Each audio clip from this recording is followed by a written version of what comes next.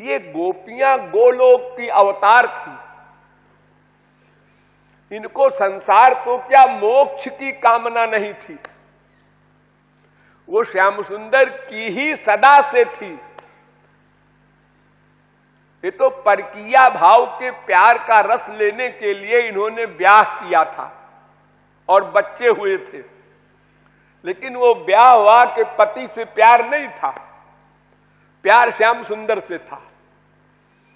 वो छोटे से थे तब भी था, जब बड़े हो गए तब भी था। सदा एक रस, कभी दास्य भाव से, कभी सख्य भाव से, कभी वात्सल्य भाव से, और मेन माधुर्य भाव। उच्च कोट के जितने भी रसिक हुए हैं सब माधुर्य भाव के हुए हैं। माधुर्य भाव की गोपियों की चरण धूल ब्रह्मा विष्णु शंकर चाहते हैं। इतना सौरस्य है माधुर्य भाव में, वहां दूरी नहीं रहती। माधुर्य भाव से नीचे है पति भाव। संसार में जैसे स्त्री पति होते हैं, तो स्त्री पति में बहुत कम दूरी होती है, और पतिव्रता स्त्री में तो बिल्कुल दूरी नहीं होती। कुछ छुपाती नहीं वो स्त्री, और पति भी नहीं कुछ छुपाता। लेकिन ऐसे स्त्री पति इस कलयुग में नहीं है। यहां तो दिन भर छल कपट दांव पेट बनावट 420 शो एक्टिंग ये सब होती है स्त्री पति में। लेकिन फिर भी और सबसे अधिक नजदीकी रिश्ता है स्त्री पति का, उससे कम है बच्चे का, बेटे का, उससे कम है सखा का, सखी का, उससे कम है स्वामी का। तो अधिक एकत्व स्त्री पति में संसार में भी होता है, और माधुर्य भाव में तो पूर्ण एकत्व होता है, वहां दूरी नहीं रहती। एक बार भगवान ने सोते सोते राधा राधा राधा कहा। रुक्मिणी बगल में सो रही थी, उसने सुन लिया। उसने कहा ये कौन है राधा? मैं बगल में लेटी हूं और ये राधा राधा बोले जा रहे हैं। उसको फील हुआ। जब जागे तो पूछा कि पतिदेव ये राधा कौन है? क्यों, तुमसे क्या मतलब? अभी आप राधा राधा कर रहे थे। अरे तुमने गलत सुना होगा, राधा वाधा नहीं कह रहे थे हम, आधा वाधा कह रहे होंगे। हाँ, कि तुम आधा हम आधा, स्त्री पति आधे आधे होते हैं ना, 50-50। पट्टी पढ़ा दिया। लेकिन रुक्मिणी को अहंकार था अपनी सुंदरता का, क्योंकि वो लक्ष्मी की अवतार थी। महाविष्णु भगवान का एक रूप है 4 भुजा का। महाविष्णु नारायण जिसे कहते हैं, उनकी धर्मपत्नी है लक्ष्मी। अनादिकाल से उनका अवतार ये रुक्मिणी का है। तो भगवान ने एक्टिंग किया, बड़ा दर्द हो रहा है शरीर में, मैं मर जाऊंगा नहीं बचूंगा, इतनी भयंकर एक्टिंग किया कि 16,108 रानियां सब रोने लगी, सिर पटकने लगी, जैसे कोई स्त्री ये सोचे मैं विधवा हो जाऊंगी। इतना दुख। और भगवान अपनी एक्टिंग बढ़ाते गए। इतने में नारद जी पहुंच गए। नारद जी के अंदर भी तो भगवान बैठे हैं। उन्होंने कहा चलो आओ तुम। आ गए। अब रुक्मिणी वगैरह ने नारद जी को प्रणाम किया और कहा स्वामी जी आज हमारे पतिदेव को बड़ा कष्ट है, जरा आओ देखो क्या बात है। कुछ बोल ही नहीं रहे, हाय हाय कर रहे। नारद जी ने कहा ठीक है ठीक है, कोई लीला है उनकी। खैर चलो। पूछा महाराज क्या तकलीफ है? अरे नारद जी मत पूछो, हार्ट अटैक हो गया है। हालत खराब है, सीरियस है। अच्छा अच्छा।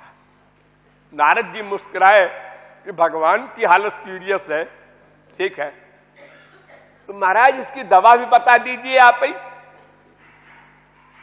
इस रोग की दवा क्या है? नारद जी देखो ऐसा है कि अगर कोई भक्त अपनी चरण धूलि दे दे हमको, चरण धूलि, और मैं खा लूं तो ठीक हो जाऊं। नारद जी ने कहा भक्त की चरण धूल, मैं भी तो भक्त हूं, लेकिन मैं नहीं पड़ता झगड़े में, पता नहीं क्या मामला है। एक बार तो बंदर बना दिया था हमको। अपन अलग रहो। रुक्मिणी के पास गए, स्त्रियों के पास, कि माताओं तुम तो सब महापुरुषों की दादी हो, अपनी चरण धूल दे दो, श्याम सुंदर अच्छे हो जाए।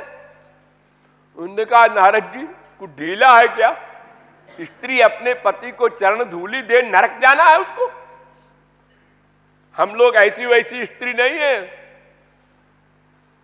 अरुंधति वगैरह हमसे नीचे हैं सब, अनसुईया वगैरह। ठीक है मत दो भाई। फिर गए श्याम सुंदर के पास। उन्होंने कहा महाराज हम तो जिससे भी मांगते हैं चरण धूल, वो हम ही को कहता है ढीला है, कोई देता नहीं। तो बता दो वो दवा मिलती कहां पर है, वहीं से मैं ले आऊं। आपको तो पता मालूम होगा।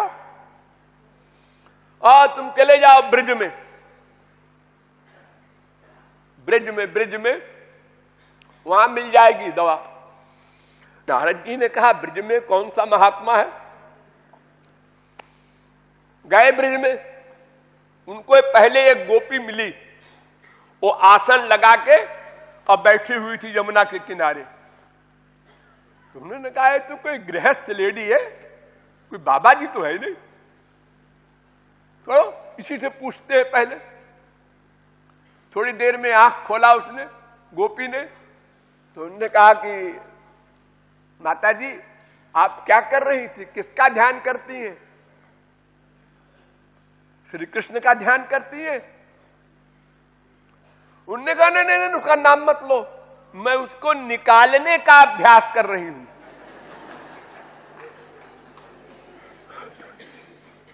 थोड़ी देर को वो चला जाए हमारी खोपड़ी से, शांति मिले, इसका अभ्यास कर रही हूं मैं।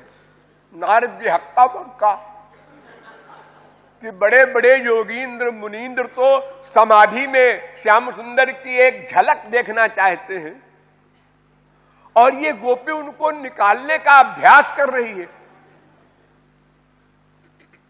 और आगे गए किशोरी जी के महल में। ये पूछा भाई ये किसका महल है? उन्होंने कहा वृषभानु नंदिनी है। हाँ हाँ हाँ हाँ, नारद जी आए हैं, नारद जी आए हैं। वृषभान राजा भी दौड़े, सब नौकर चाकर दौड़े, इतने बड़े महात्मा भगवान के अवतार आए हैं घर पर गृहस्थी के।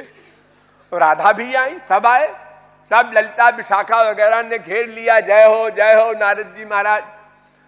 और सबको तो ये लालसा थी कि ये नारद जी त्रैलोक्य में घूमते रहते हैं, तो द्वारिका भी गए होंगे, तो श्याम सुंदर का समाचार मिलेगा इनसे। इस लालच में सबने घेर लिया। तो नारद जी ने कहा हाँ हाँ आप लोग श्री कृष्ण की बात कुछ जानना पूछना चाहते होंगे। हाँ हाँ उनका हाल जानना चाहते हैं। इस समय वो घोर कष्ट में है। सब गोपियां हक्का बक्का। हाँ क्या हुआ? अरे बहुत भयंकर दर्द है उनके हार्ट में, क्या रोम रोम में कराह रहे हैं बुरी तरह से। अच्छा, लेकिन उन्होंने कहा है कि ब्रज में गोपियां हैं, वहां जाओ, उनकी चरण धूल ले आओ तो मैं ठीक हो जाऊं।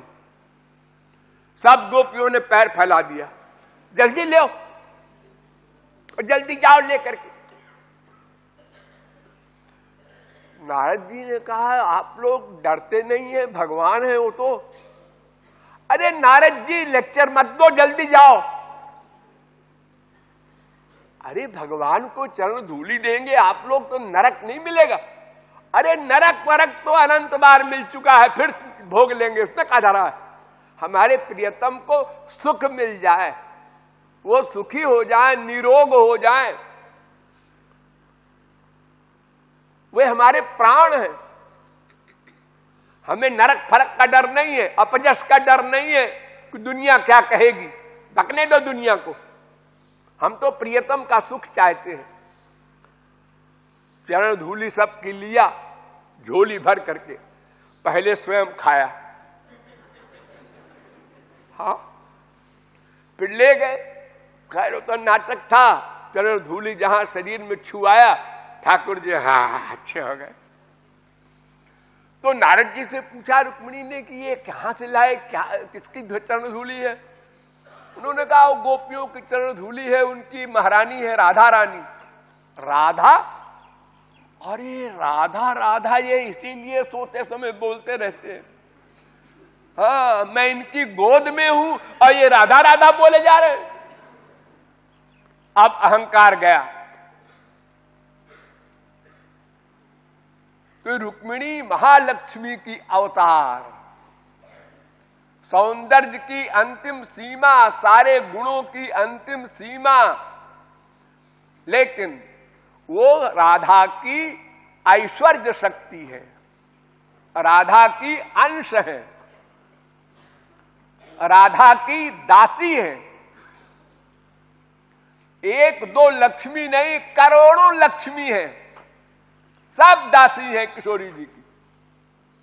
एक एक ब्रह्मांड में एक ब्रह्मा, एक विष्णु, एक शंकर होते हैं।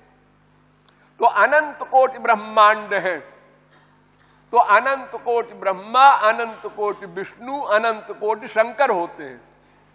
और हरेक की एक एक लादिनी शक्ति होती है। ब्रह्मा की ब्रह्माणी, विष्णु की लक्ष्मी, शंकर जी की पार्वती। ये कोई बीवी भी नहीं है, ये उन्हीं की लादिनी शक्ति है। एक्टिंग में आप लोग लीला में सब पढ़ते हैं, समुद्र से निकली लक्ष्मी जी और वो हिमालय की लड़की है, वहां से पार्वती के शादी हुई, ब्याह हुआ, ये सब जोकरी है। फैक्ट यह है कि उन्हीं की लादिनी शक्ति है। ये सब सदा से एक है, कभी विलग होने का प्रश्न ही नहीं। गिरा अर्थ जल बीच जिम, जैसे राधा कृष्ण एक है, सीताराम एक है, ऐसे ब्रह्मा और ब्रह्माणी, रुद्र रुद्राणी, विष्णु वैष्णवी, ये सब एक शक्तियां हैं। तो राधा की दासी है, इसीलिए राधा की चरण धूल चाहती है वो। कामयामह एतस्य श्रीमत्पाद रजश्रिया कुछ कुंकुम गंधाढ्यम मूर्धना बोधुम गदाभृता। भागवत।